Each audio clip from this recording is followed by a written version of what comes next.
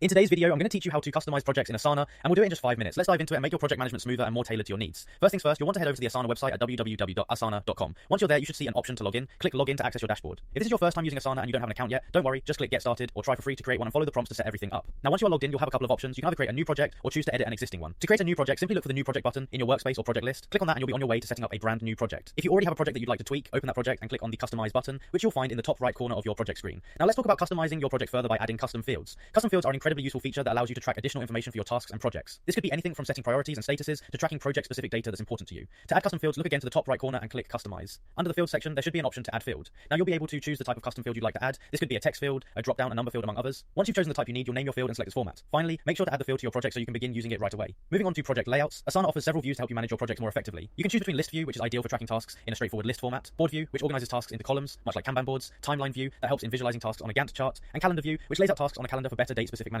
Finally, make your projects even more manageable by using sections and subtasks. These tools allow you to break your tasks into more manageable parts. You can click Add Section to organize your project into different categories, which helps keep everything organized and easy to navigate. For larger tasks that seem overwhelming, use subtasks to break them down into smaller, more actionable steps. This makes tackling each part of the task much more straightforward and less daunting. With these steps, your Asana project should now be custom tailored to your workflow, making project management a breeze. Thanks for tuning in and happy managing.